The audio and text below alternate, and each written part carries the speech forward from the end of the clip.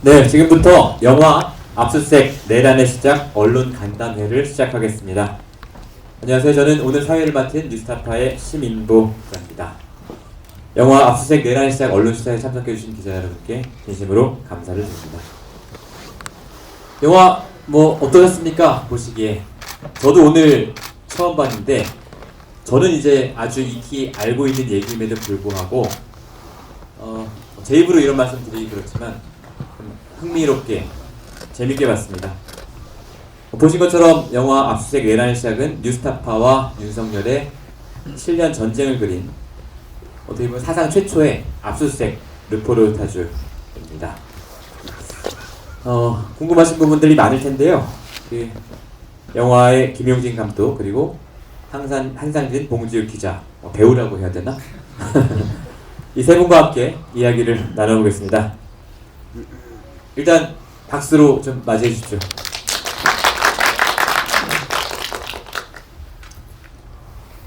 자, 그러면 먼저 기자분들의 질문 받기 전에 순서대로 오늘 처음 영화를 선보이게 된 소감 그리고 이 기자분들에 대한 인사 말씀을 좀 들어보도록 하겠습니다. 먼저 김용진 감독 말씀 준비되셨나요? 예, 반갑습니다. 김용진입니다. 제가 이 영화를 이제 전문으로 하는 사람은 아니니까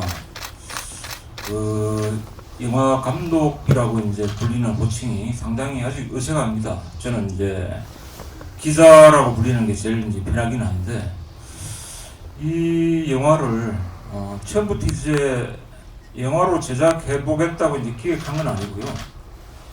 저희들이 어쩔 수 없이 처했던 상황 그런 것들이 결국 이 영화를 제작하도록 만든 것 같습니다. 그래서 오늘 저희들 제작진은 이제 내부에서 여러 번 이제 영화를 사전 시사회하고 많이 돌려봤죠. 그런데 오늘 최초로 이제 외부에서 첫 선을 보이는 건데 오늘 많은 기자 여러분들이 와서 관심 있게 봐주시고 해서 너무 고맙고 영광입니다. 반갑습니다. 예, 이어서 한상진 배우. 네, 안녕하세요. 저 한상진 기자입니다. 사실 이게 영화가 될 거라고는 꿈에도 생각하지 못했고 만약에 그랬으면 인터뷰를 좀 멋있게 잘 했을 텐데 그냥 내부 기록용이라고 생각해서 인터뷰한 것이 영화에 이렇게 적나라하게 들어가서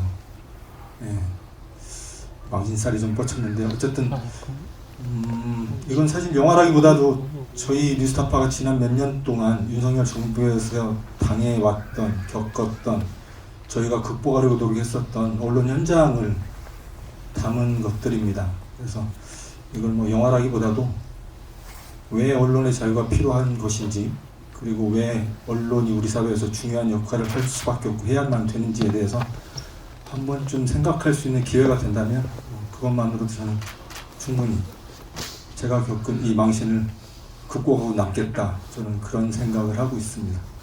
네, 감사합니다. 네, 안녕하세요. 뉴스타파 봉지욱입니다. 저는 어제 저녁에 봤거든요. 봤는데 저희 와이프 같이 봤습니다.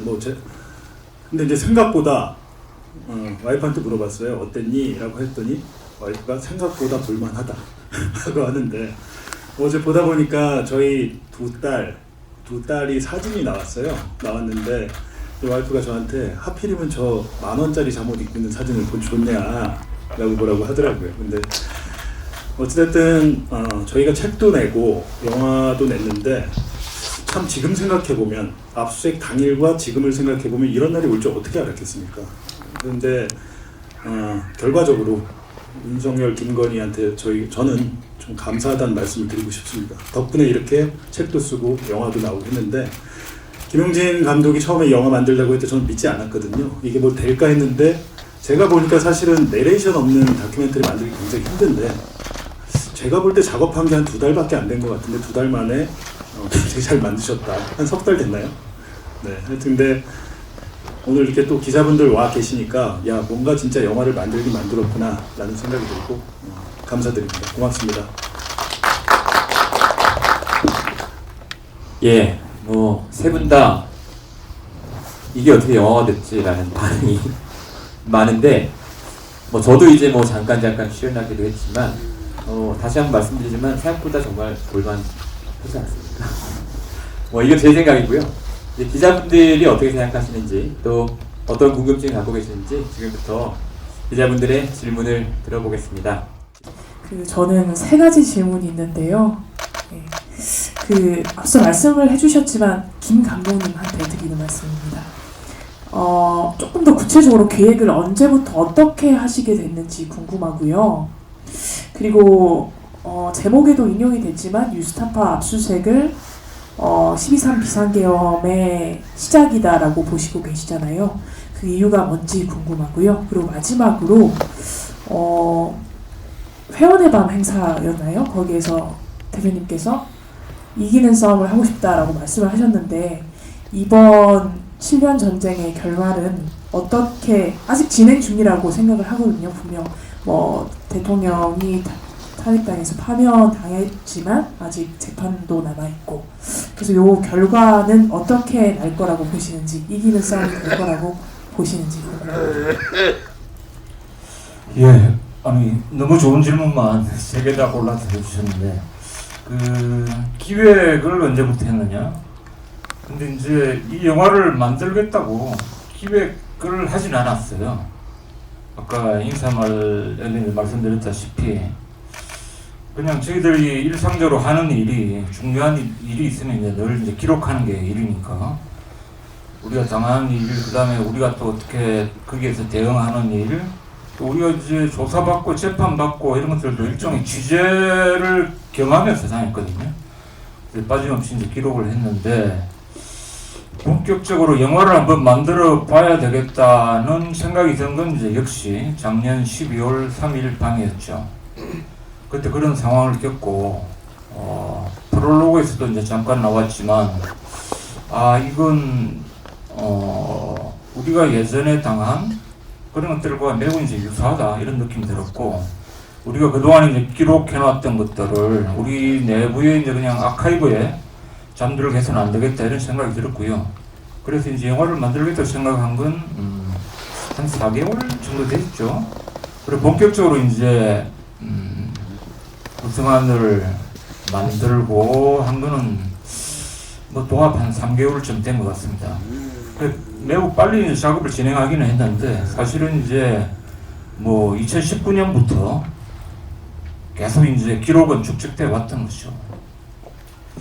그 다음에 이제 세 번째 질문 먼저 답변을 드리면 제가 이런 칼럼을 한번 쓴 적이 있어요. 불법 계엄 직후에 이게 탄핵 소추안이 의결을 되고 곧 체포가 되고 하더라도 이 내란이 금방 끝나지는 않을 것 같아. 그래서 제가 이제 다단계 내란이라는 그 용어를 가지고 좀 전망을 해봤는데 이게 이 윤석열이라는 우리가 한 번도 경험해보지 못한 이런 이제 대통령 이런 것들을 이제 탄생시킨 토양이 윤석열의 체포 그 다음에 파면으로 바로 사라지지는 않는다 그런 생각이 처음부터 들었고요. 그래서 지금 이제 내란은 계속되고 있다 이렇게밖에 말씀을 드릴 수가 없겠고 내란은 12월 3일 시작됐지만 사실 그 전조는 우리 압수수색을 당할 때부터 이미 그런 징조가 보였다 그런 말씀을 이제 드리겠고요. 그 두 번째 질문으로 이제 다시 돌아가면 제가 뭐 해외 여러 이제 언론사들하고 그런 이제 네트워크 이런 것도 좀 구축하고 있는데 뭐 우리가 말하는 그런 이제 민주주의 국가, 선진국 이런 데서 언론 보도를 빌미로 언론 보도를 흠집을 잡고 이렇게 이제 형사 소출을 하는 경우는 하나도 없습니다. 민사로 걸 수는 있겠죠. 그런데 이게 이제 단순히 형사로 이제 거는 게 아니고 대한민국에서 가장 센 검찰 조직 서울중앙지검 반부패수사부 이제 옛날에는 이제 특수부죠. 거기에 최정예 검사 조직 10여 명, 이제 10여 명을 이제 투입해가지고 특별수사본부까지 구성해서 한 거는 아까 우리 영화에서 그 한상진 배우가 그런 이야기를 했죠. 박근혜 국정농단 수사팀에 걸맞는 그런 규모다. 그러니까 이제 이게 정치검찰에서 이 사건을 어떻게 만들려고 한 것들을 이제 짐작을 할 수 있는 거죠. 그러니까 이거는 언론 자유, 뭐 표현의 자유 이런 것도 능히 이제 침해하고 헌법을 위반하고 이거를 이제 능히 할 수 있는 정권이다. 그래서 언론을 압수수색하고 이제 침탈하고 했는데 보니까 그냥 큰 저항 없이 넘어간단 말이죠. 그러니까 이제 거기에 따른 이제 어떤 윤석열 정권의 자신감, 그 다음에 검찰의 자신감 이런 것들이 상승 효과를 일으켜서 결국은 한 1년여 뒤에 정말 이제 참담한 그런 불법 개헌 내란까지 일어난 게 아닌가 저희들은 이제 그렇게 생각을 하고 있습니다. 네, 답변이 되는지 모르겠네요. 고맙습니다. 기자가 봐서 재밌는 건지 아니면 일반 그 관객들도 재밌게 볼지는 사실은 잘 모르긴 하겠는데 굉장히 긴장감 가지고 결론을 알면서도 그렇게 봤습니다. 감사합니다. 수고 많으셨고요. 저희가 이제 취재를 하면서 여러 사람 인터뷰를 하거나 그러면 기사를 작성하거나 그럴 때 넣어야 될 분이 되게 많은데 어쩔 수 없이 들어가지 못하고 그런 부분도 많이 있잖아요. 반대의 경우도 물론 있지만 쓸 게 없어서 막 닥닥 긁어서 쓰는 경우도 있지만 이 다큐멘터리라고 부르려고 하는데 저는 이 다큐에서는 7년 동안에 굉장히 쌓인 그 부분이 많았을 것 같은데 그 편집을 하시면서 어떤 부분이 아쉽지만 뭐 빠진 부분이 있다던가 이런 걸 생각하시면 소개해 주실 부분이 있는지 궁금하고요. 또 하나는 그 윤석열 명예훼손 그 재판이 지금 진행을 되고 있는데 뭐 어떻게 진행되고 있는지 그 부분도 궁금합니다. 감사합니다. 네, 고맙습니다. 그 두 번째 질문은 우리 한상진 봉주 두 피고인이죠. 그 피고인이 이제 대답하신 것 같고, 그 영화를 하면 이제 그 최종 이제 편집 과정에서 그 말씀하신 대로 이제 빠진 부분들이 좀 있습니다. 처음에 가편을 하니까 3시간이 넘었어요. 그래서 이게 굉장히 이제 오랜 기간을 이제 다룬 그런 이제 기록 영화다 보니까 중요한 이제 그런 그 씬도 있고 시퀀스도 있고 그런 것들을 쭉 엮어서 했는데 보니까 이제 3시간이 넘어가 버렸어요. 그래서 이거는 이제 한 절반으로 줄여야 되겠다. 그러면서 이제 많은 부분을 도려냈는데 뭐 몇 가지만 말씀드리면 영화에는 안 들어가 있는데 저희들이 출국 금지를 당했습니다. 3명 다. 그래서 한 1년 넘게 당했죠. 그런데 출국 금지를 막상 당하니까 이게 보이지 않는 감옥에 갇혀 있는 그런 느낌이 들었어요. 그 다음에 해외 취재 갈 뭐 그런 이제 그 사유도 생기고 했는데 그래서 이제 이 한상진 배우 같은 경우는 검찰 법무부에 출국 금지를 잠깐 좀 해제해달라. 취재 필요성이 꼭 나가야 될 필요가 그 이제 사유가 생겼다. 그런 이야기를 했는데 검찰에서 이제 답변 온 게 뭐냐면 한상진은 해외 나가면 도피해서 안 돌아올 거다. 그래서 출국 금지를 계속 유지해야 된다. 이런 답변이 왔고 그게 이제 법원에서도 그걸 허용해 주지 않았습니다. 정말 이제 그런 것들을 볼 때 정말 참담하죠. 근데 그런 이제 시퀀서들이 빠졌고요. 또 하나 중요한 거는 이제 우리가 통신 조회를 다 당했습니다. 이 두 분은 이제 통신 영장까지 발부돼 가지고 일정한 기간 동안 아마 거의 한 1년 가까운 기간 동안 내가 전화하거나 아니면 내가 받은 모든 전화번호가 다 틀렸습니다. 심지어 그것뿐만이 아니고 내가 어디서 전화를 하고 어디서 전화를 받았는지 그 기지국까지 다 추적해가지고 그 위치까지 다 이제 이 검찰에서 확인을 했다고. 그래서 그런 부분도 이제 저 가편본에는 들어가 있었는데 다 이제 빠졌죠. 정말 이제 뭐 안타까웠지만 또 이게 영화라는 게 물리적으로 어떤 시간 안에 이제 그 분량을 맞춰내야 되니까. 근데 그런 이제 삭제된 부분은 저희들도 별도로 우리 플랫폼을 통해서 일종의 번외편으로 해가지고 좀 소개를 할 계획입니다. 자, 그리고 뭐 재판 이야기 좀 해주시겠습니까? 네. 좀 전에 그 김용진 감독이 말씀하셨던 거에 제가 조금만 좀 살을 좀 붙여보면, 그 제가 출국 금지를 한 1년여 정도 당했는데요. 말씀드렸던 것처럼 제가 출국 금지를 잠시 풀어달라고 제가 행정 소송을 냈고 제가 졌습니다. 근데 이제 검찰이 낸 서류에 보니까 뭐라고 돼 있냐면, 저의 출입국 기록을 다 조회를 했어요, 검찰이. 그래서 그래놓고 이제 어떤 내용을 써놨냐면, 지난 10년 동안 한상진은 해외에 32번이나 나갈 정도로, 그러니까 출입국을 했을 정도로 해외에 빈번하게 나가는 자로서 뭔가 해외에 거점이 있는 것 같다. 나가면 안 들어올 가능성이 매우 높다. 이렇게 돼 있고. 그래서 제가 이제 생각을 해봤습니다. 제가 지난 10년 동안 32회를 해외에 나간 기억이 없어서 제가 한번 기록을 보니까 16번 출국하고 16번 입국을 한 거를 32회 출입국이라고 이렇게 의견서에 기재를 해놓고, 그걸 바탕으로 법원이 저희 출국 금지를 그냥 유지하는 결정을 내린 걸 보고, 이쯤 되면 이제 이 망상을 넘어서 이 검찰의 행태는 도저히 뭐 일반적인 상식으로는 묵과할 수 없는 수준이다라고 제가 이제 생각을 하는 계기가 좀 있고요. 뭐 결론적으로 말씀드리면, 저희가 지금 재판을 받고 있는 윤석열 명예훼손 사건은 지금도 여전히 진행 중입니다. 이 피해자인 윤석열이 대통령직에서 파면이 됐는데도 불구하고 계속 진행 중입니다. 저희가 아마도 작년 10월 말인가요? 그 11월 초인가 재판이 있었고, 그 다음 재판이 12월 10일인가 그랬었습니다. 그때가 이제 9차 재판인가 뭐 8차 재판인가 같은 그랬던 것 같은데, 저희는 사실은 좀 기대를 좀 했었습니다. 그 피해자라고 되어 있는 윤석열 씨가 이제 반헌법적인 이제 위헌적인 비상계엄을 일으켜서 어쨌든 내란의 혐의를 좀 받고 있는 상황이기 때문에 이 재판이 계속 진행되기가 힘들 것이다라고 저희는 생각을 했고, 또 작년 말경에 또 재판장이 검찰의 공소장 문제에 대해서 여러 차례 이제 문제 제기를 하면서, 계속 이런 식의 말도 안 되는 공소장으로 재판을 계속 끌고 나간다고 하면 공소 기각을 검토할 수밖에 없다라는 얘기를 재판장이 한 상태였기 때문에 10월 10일 저희가 이 재판에 들어가서 공소 기각 결정이 나오거나 아니면 모종의 어떤 조치가, 재판이 이제 중단되는 어떤 모종의 조치가 될 것으로 생각이 됐는데, 막상 들어가 보니까 아무 일이 없다는 듯이 재판이 진행이 되고 있었어요.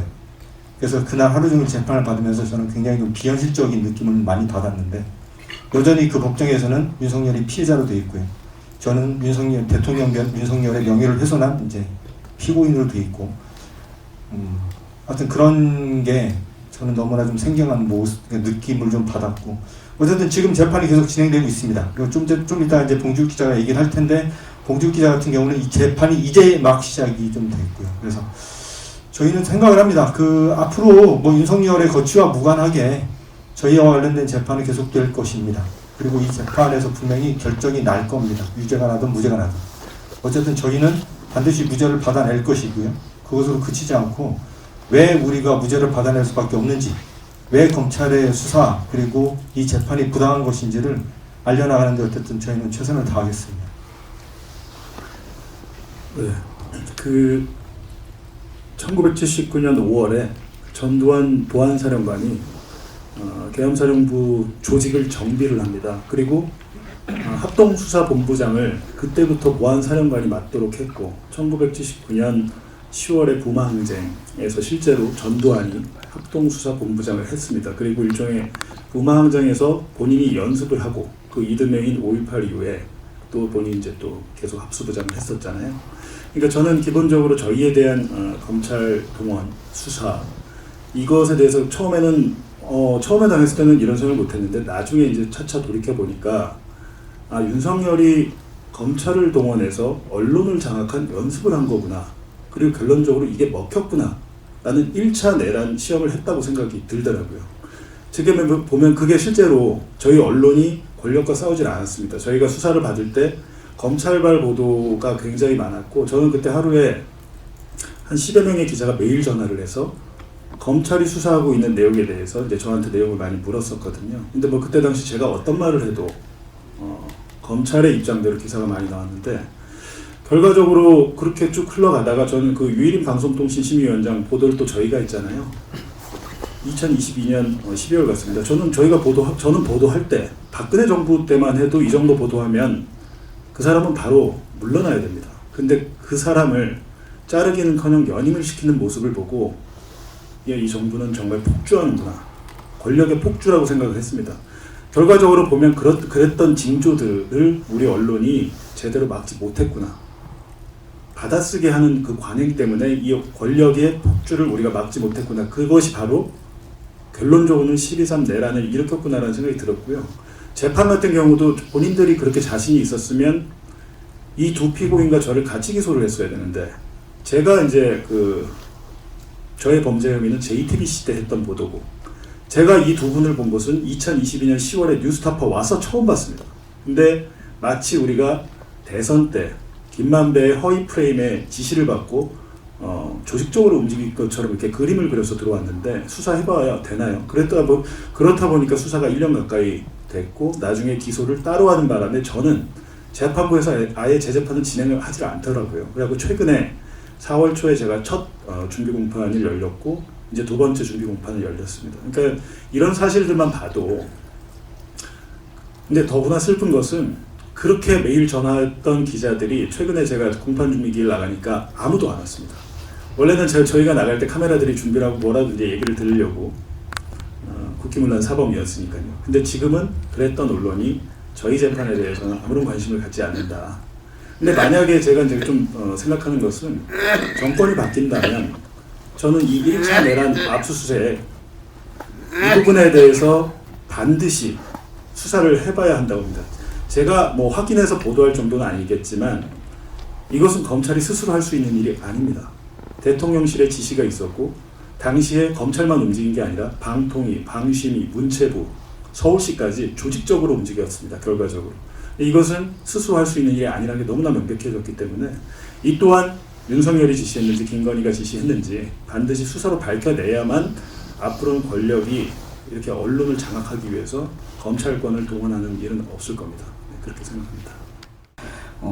일단 이게 다큐가 아니라 이제 영화로 만드신 이유가 뭐 따로 있으실지 좀 궁금하고, 또 이제 배우라는 표현을 쓰시잖아요. 그래서 사실 실제 장면들을 사용하셨지만 또 배우라고 하신 이유가 따로 있을지 되게 궁금하고, 그 다음에 영화에서도 나오지만 이제 대표님께서 이제 이기는 걸 되게 강조를 하셨더라고요. 그래서 저기 포스터에서도 이제 이기는 역사를 쓰고 싶다라고 하셨는데, 좀 다양한 말 중에서 좀 이 승리의 의지를 좀 보여주신 이유가 뭐 따로 있으실지 궁금합니다. 예, 고맙습니다. 뭐 영화도 이제 극 영화도 있고 다큐멘터리 영화도 있는 거죠. 그래서 이거는 이제 극장용 좀 장편 다큐로 기획을 해서 이제 만들게 됐고요. 이기는 싸움을 하고 싶다. 이거는 이제 2023년 연말에 회원들하고 이제 만나면서 그런 말을 했는데, 그때 한창 이제 인기를 끌던 영화가 서울의 봄인가요? 그거였어요. 그런데 제가 아까 이제 한 말에도 잠깐 이제 언급이 됐지만, 결국은 이제 내란 세력, 신군부가 결국은 이제 권력을 장악하는 것이죠. 그때 그런 음모를 이제 파악하고 광주 시민들이 피로 항쟁을 했지만 결국은 이제 짓밟히고 말았죠. 그게 지금 우리 민주주의에 굉장히 이제 숭고한 그런 역사로 남아있지만, 어쨌든 전두환 신군부 세력은 그걸 이제 짓밟고 집권을 한 겁니다. 그죠? 그래서 그런 역사가 더 이상 되풀이 되면 안 되겠다, 그런 다짐을 이제 이야기를 했고, 실제 그때는 아니 뭐 윤석열 정권이 윤석열 정치검찰의 지원을 받았어 어떤 계엄 사태까지 이르려는 생각을 못했죠. 그런데 우리가 한국 현대사에서 너무 많은 그런 이제 지능 경험을 했기 때문에 우리도 좀 승리를 하는 그런 경험을 쌓아보자, 그런 것들을 이제 좀 상징적 의미로 이제 이야기입니다. 네. 네, 안녕하세요. 저는 기자는 아니고 다큐멘터리 영화 감독입니다. 예, 그래서 너무 재밌게 잘 봤고, 한 가지 이렇게 권해드리고 싶은 거는 해외 영화제 출품을 많이 하시면 또 K 다큐멘터리로 꽤 많은 소득 상을 받으실 수 있을 것 같아서 예, 그런 권면을 좀 드리고 그 세 분 기자분들 너무 고생하시는 거 저희가 사실 잘 알고 있는데 아직도 많이 아직 전쟁 중이라고 저는 생각하고 있고 계속 싸우셔야 되는 그런 시점이라고 생각합니다. 그런데 많이 슬픈 건 뭐 봉지욱 기자님도 좀 전에 말씀하셨지만 지금 이런 계엄, 내란 이런 사태들에 많은 정치적 책임이 있지만 그 중에 언론의 책임이 저는 굉장히 크다고 생각하거든요. 소위 말해서 레거시 미디어들이 올바른 보도만 정말 그냥 있는 그대로 수로만 보도한다면 이렇게 국민들이 오도되지 않고 올바른 나라, 바른 대한민국이 될 수 있다고 생각하는데 그게 너무 어이없는 일들이 계속 벌어지니까 예를 들자면 박근혜 대통령도 후보가 될 수 없는 사람을 알면서도 세우는 거, 윤석열을 세우는 거, 이 세우는 자체가 문제가 된다고 저는 생각하거든요. 근데 이런 언론 기자분들이 정말 펜이 총보다 강하다라는 그런 옛날 그런 의식으로 기자가 되신 게 아니라 뭔가 왜 저러시지? 그런 생각들을 정말 많이 하거든요. 계엄이 딱 터졌을 때 저는 모든 그 TV 방송들을 계속 돌려봤습니다. 뭐 TV 조선부터 쫙. 근데 처음에는 계엄에 찬성하는 방송이 하나도 없더라고요. 시간이 지나면서 점점 변하기 시작했고 또 지금 같은 일련의 사건들이 벌어지고 있고 자, 정권이 변하면 이게 과연 기자분들이 변할까? 이런 의문이 계속 들거든요. 또 노무현 대통령을 못살게 굴었던 것처럼 또 그런 사태가 벌어지지 않을까? 이런 염려가 계속되고요. 그래서 저는 근본적인 좀 더 센 영화를 만드실 계획은 없으신지 이런 질문을 드려봅니다.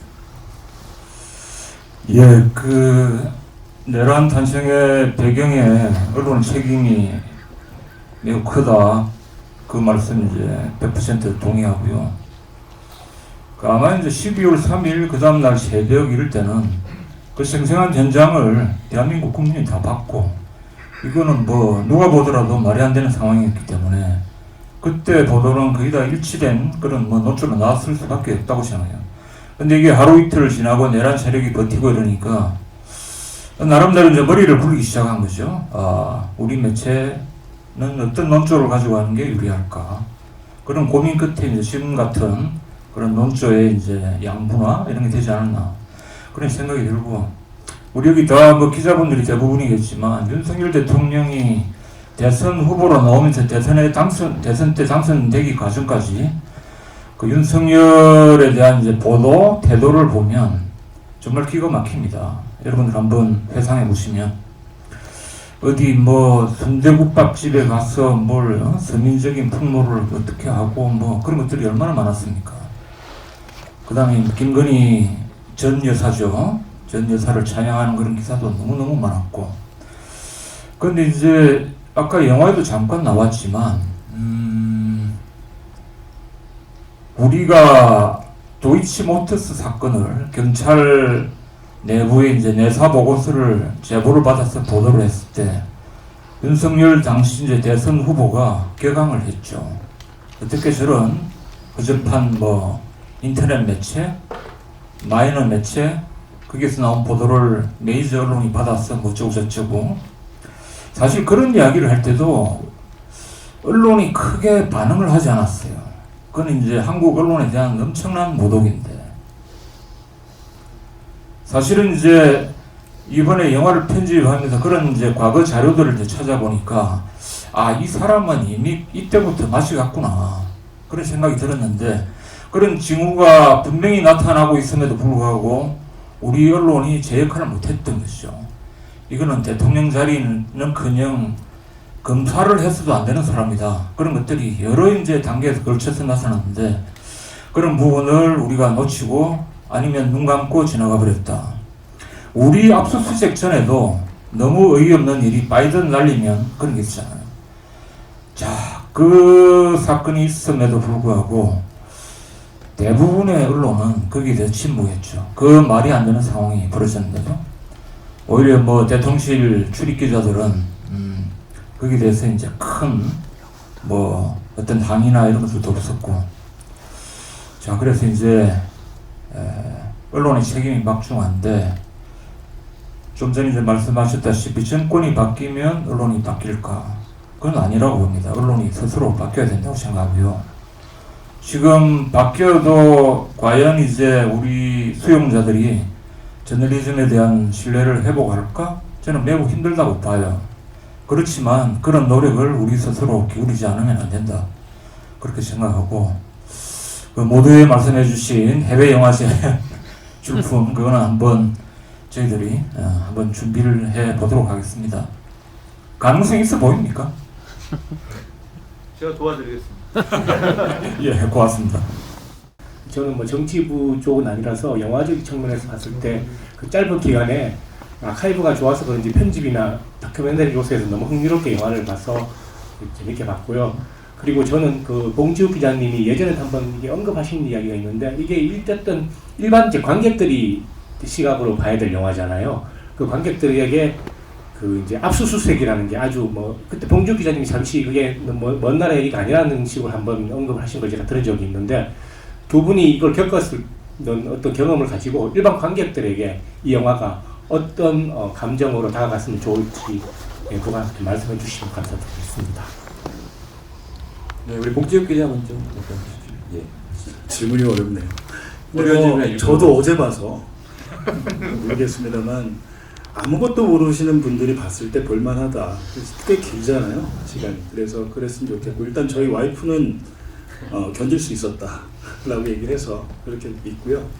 저희가 이제 압수수색 개정판을 또 쓰고 있는데 사실 첫 번째 책 너무 어렵고 딱딱하고 지루했습니다. 저도 인정하고요. 이번에 조금 말랑하고 중학생, 고등학생들이 읽어도 좀 알 수 있게. 왜냐하면 제가 어떤 경험을 했냐면 저희가 남이 압수수색 당하는 것들은 기사를 많이 쓰고 아무렇지도 않게 아무 감정 없이 썼는데 저희가 막상 당해보니까 제가 어떤 걸 느꼈냐면 아 내가 진짜 너무 몰랐구나. 이 세부 사항에 대해서. 그리고 나중에 또 뭐 어떤 걸 느꼈냐면 대다수의 변호사들도 제대로 모릅니다. 특히 디지털 포렌식 같은 경우는 대다수의 변호사도 모르고 대다수의 검사도 잘 모릅니다. 아주 그 특수부 부에 뭐 반부패 수사부에서 오래된 포렌식 수사관 정도가 잘 아는 것이고 아주 일부 검사들만 잘 아는 것입니다.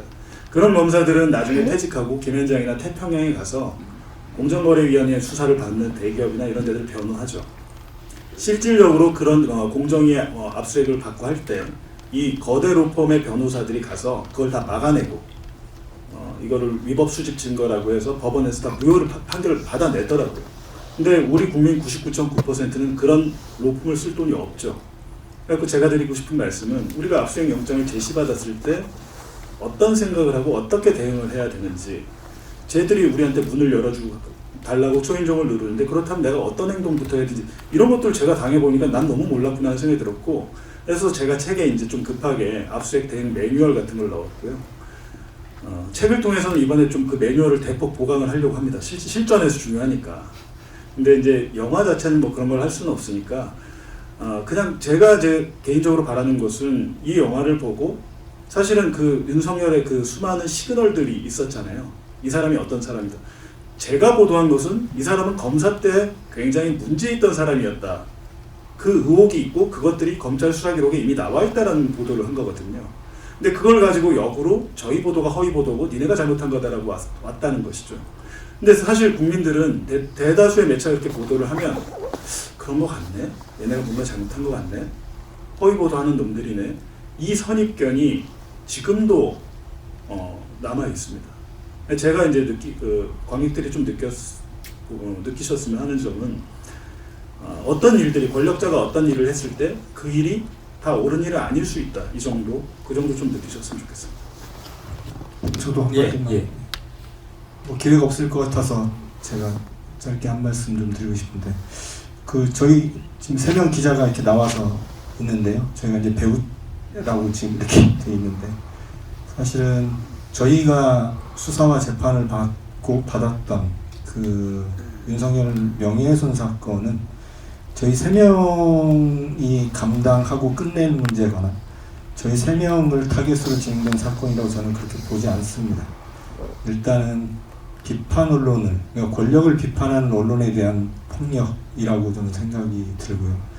공교롭게도 오늘 저희가 이렇게 3명이 좀 무대 앞에 좀 나와 있지만, 이 사건, 저희 뉴스타파에 대한 압수수색이 벌어지게 만들었었던 이 사건이 계기가 됐던 기사를 영상을 편집하고 당시 영상 촬영을 했었던 기자 2분이 지금 여기 또 계십니다. 또 공교롭게 그때 이제 영상을 편집했었던 분이 또 이 영화의 또 편집 감독이세요. 유정민 감독 잠깐 일어나서 인사. 윤성민 감독 여기 계십니다. 그리고 맨 뒤에서 지금 촬영하고 계시는 신영철 감독이 이 기사가 이제 문제가 됐던 이 기사의 또 영상을 또 담당하셨던 또 분입니다. 근데 이제 저런 분들이 그때 당했었던 그 일로 이 영화를 만드는 과정에서 얼마나 고통스러웠을지 생각을 해보면, 뭐 제가 느꼈던 이 고통보다 어쩌면 더 심각했을 수 있겠다라는 생각이 좀 들고요. 아마도 그런 것들을 좀 노려서 뉴스타파라는 독립언론, 그 뉴스타파라는 비판 언론을 이제 장악해 오겠다. 혹은 입을 닫아버리겠다. 앞으로 뭐 어떤 식의 비판 보도도 하지 못하게 억누르겠다. 뭐 이런 목적이 저는 컸을 거라고 보고. 아까 말씀드렸던 저 2분은 사실은 이 영화에는 뭐 잠깐 등장을 하고 말았는데, 저희 3명이 기소가 되기도 전에 법정에 불려나가서 검찰로부터 신문을 당했었던 분들입니다. 아마 그런 과정들을 많은 기자분들이 또 기사를 썼었고, 그런 것들이 우리 언론에 주는 하나의 시그널, 그러니까 뭐 까불면 다친다, 까불면 죽는다, 뭐 이런 시그널이 좀 분명히 있었을 거라고 저는 좀 보고요.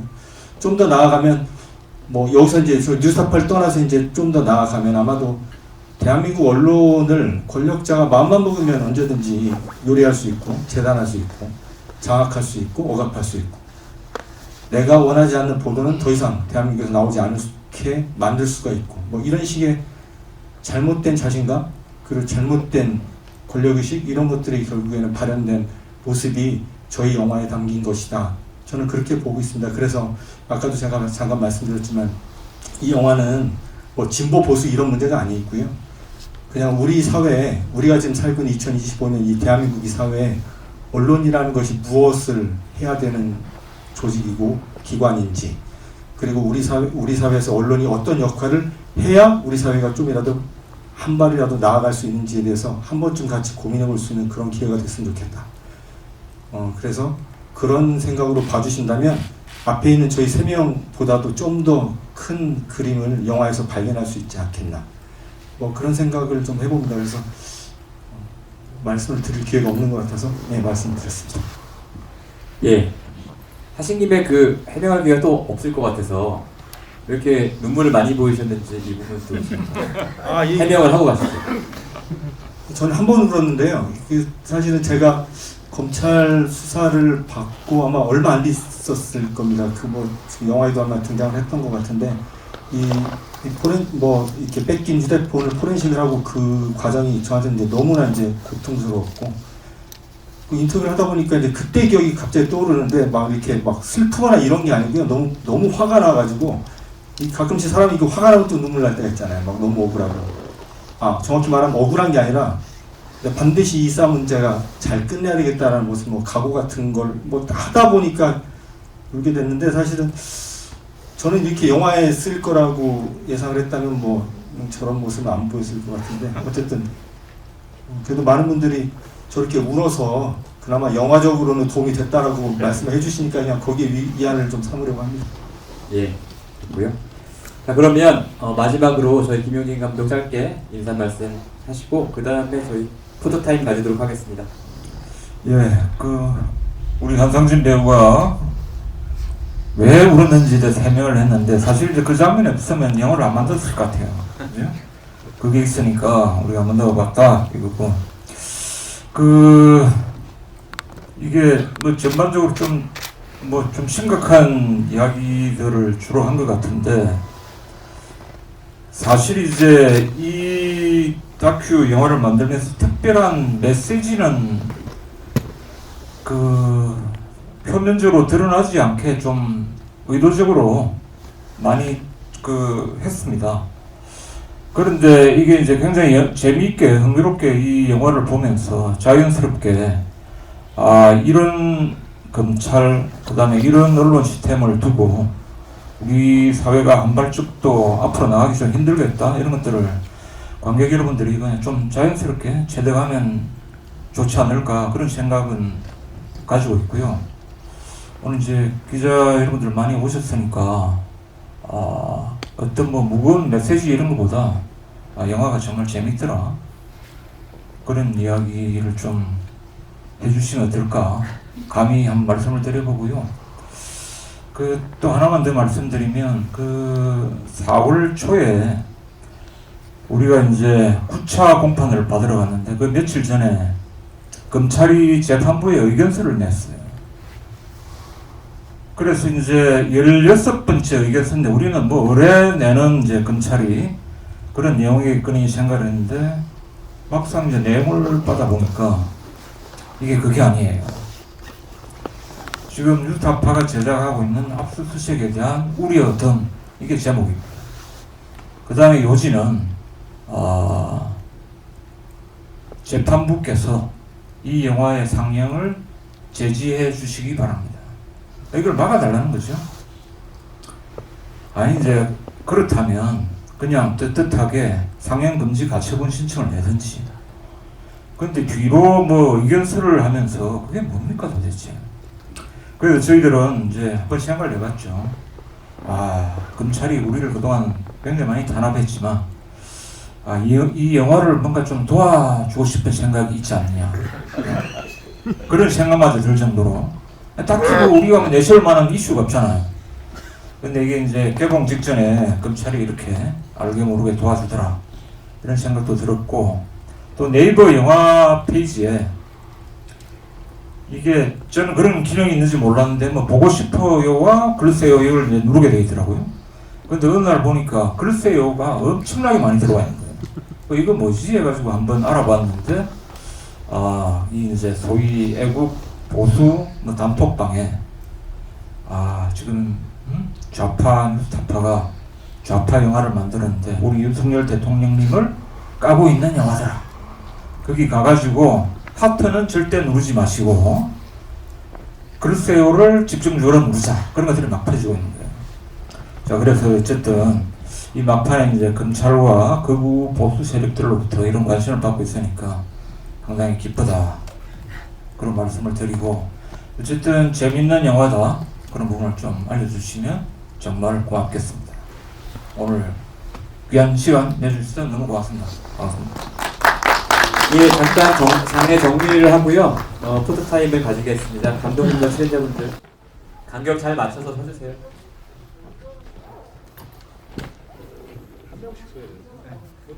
아니, 저도 잘 모르지만 이렇게 좀 더 붙어서 서는 게 좋을 것 같습니다. 붙어세요. 예. 먼저 왼쪽 한번 바라봐 주십시오. 왼쪽.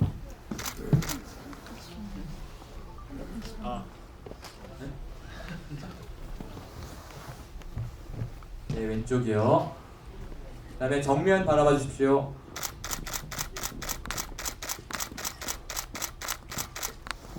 예, 마지막으로 오른쪽 바라봐 주십시오.